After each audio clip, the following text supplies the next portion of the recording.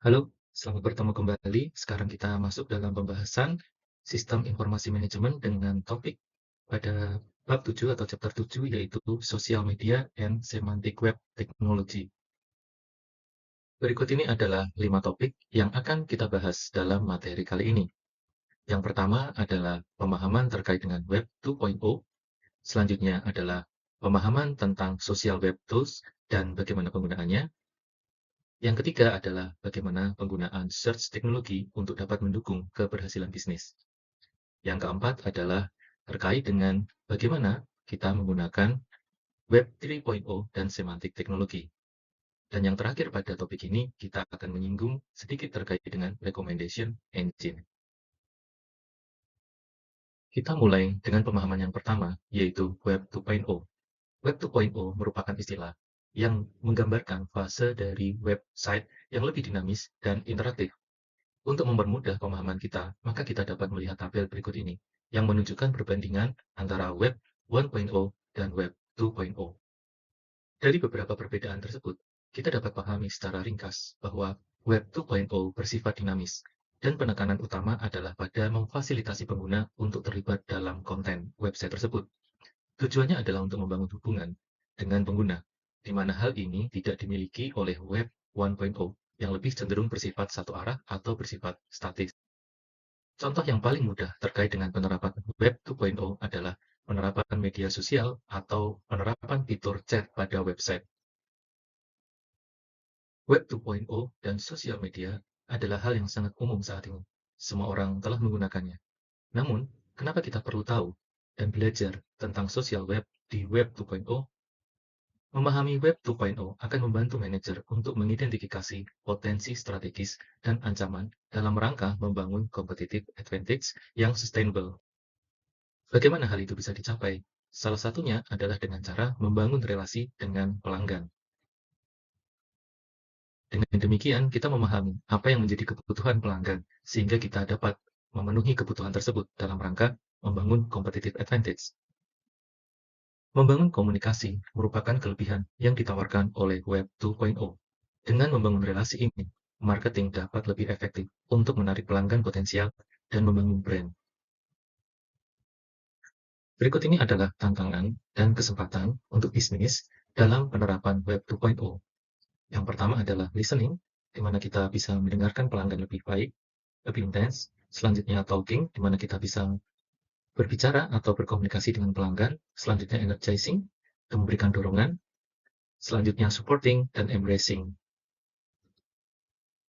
Bisnis harus mempelajari cara baru untuk berinteraksi dengan pelanggan di web sosial. Misalnya, alih-alih menyiarkan pesan iklan ke semua orang, perusahaan perlu mempelajari bahwa pelanggan dapat berbicara di dalam media sosial, sehingga bisnis terpaksa mendengarkan konsumen dan menanggapi kekhawatiran mereka. Banyak perusahaan akhirnya menyadari bahwa Web 2.0 juga menghadirkan banyak peluang untuk melihat dengan pelanggan. Dalam hal ini, keterlibatan merupakan poin yang utama, yaitu keterlibatan konsumen dan produsen. Web 2.0 juga menghadirkan banyak peluang. Perusahaan disarankan untuk fokus kepada upaya mereka pada 5 aktivitas strategis saat menggunakan Web 2.0 untuk tetap terhubung dengan konsumen, yaitu mendengarkan, berbicara, memberi semangat, mendukung, dan merangkul. Berikut ini adalah contoh nyata aplikasi atau penerapan dari sosial web yang berbasis Web 2.0.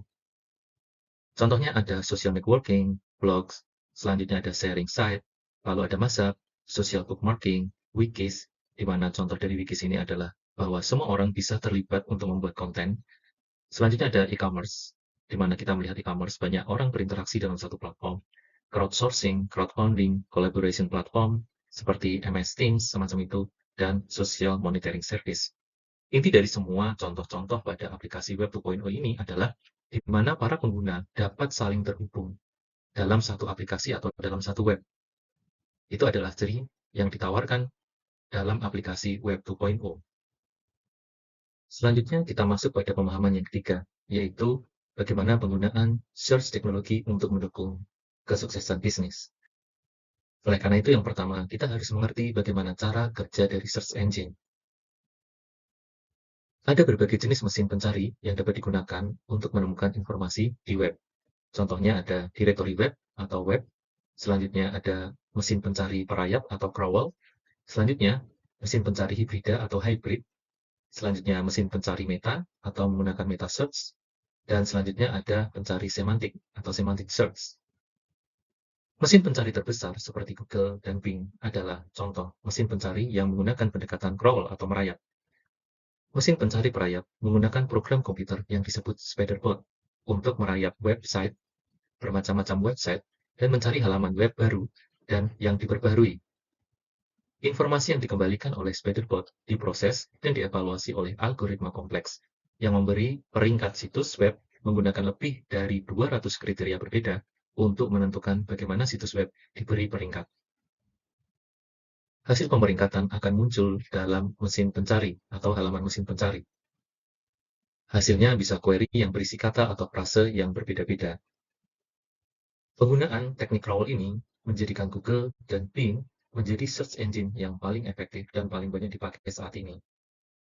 Karena mesin pencari bertanggung jawab atas sebagian besar lalu lintas yang diterima oleh situs web, bisnis berupaya meningkatkan cara situs web mereka supaya muncul di halaman mesin pencari atau SERP atau SERP dengan menggunakan optimasi mesin pencari atau yang kita sebut dengan SEO, Search Engine Optimization. Lebih tepatnya Search Engine Optimization. Dan pencari yaitu pemasaran mesin pencari atau kita sebut dengan SEM atau Search Engine Marketing.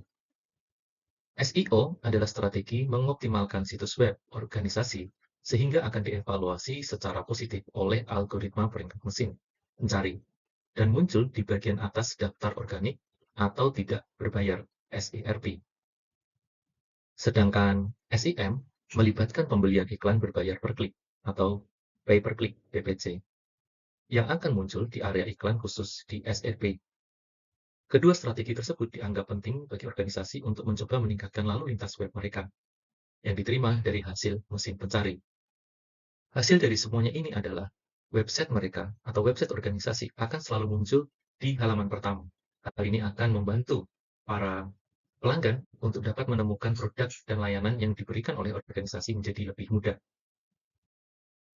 Setelah memahami manfaat Web 2.0, kita perlu mengetahui juga bahwa teknologi 3.0 sudah dikembangkan. Web 3.0 merupakan pendekatan yang lebih natural dengan menerapkan pendekatan semantik yang berarti bahasa. Dalam web ini, komunikasi atau interaksi dengan mesin akan lebih natural. Kunci semantik ada pada metadata dan NLP atau Natural Language Processing.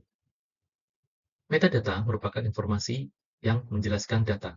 Contohnya seperti keterangan terkait dengan data-data tersebut berisi apa. Selanjutnya, NLP merupakan proses interaksi dengan komputer yang menggunakan bahasa manusia secara natural. Kedua komponen ini, yaitu metadata dan NLP, akan menghasilkan suatu interaksi yang lebih natural.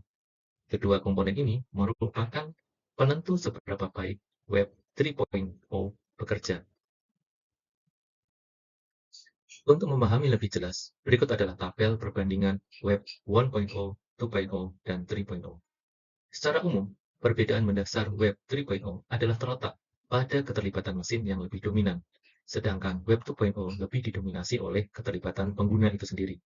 Sedangkan pada Web 1.0, penulis atau pemilik web merupakan tokoh atau aktor yang paling dominan. Contoh paling nyata dalam penerapan Web 3.0 adalah penggunaan Artificial Intelligence atau AI pada berbagai perangkat atau web, di mana manusia dapat berinteraksi dengan mesin seperti halnya dengan manusia. Demikian akhir dari chapter 7 ini. Dengan mempelajari chapter 7 ini, kita memahami bahwa kita perlu menggunakan sosial web untuk dapat membangun competitive advantage. Dengan cara, kita perlu membangun relasi yang lebih erat dengan pelanggan. Demikian, semoga bermanfaat.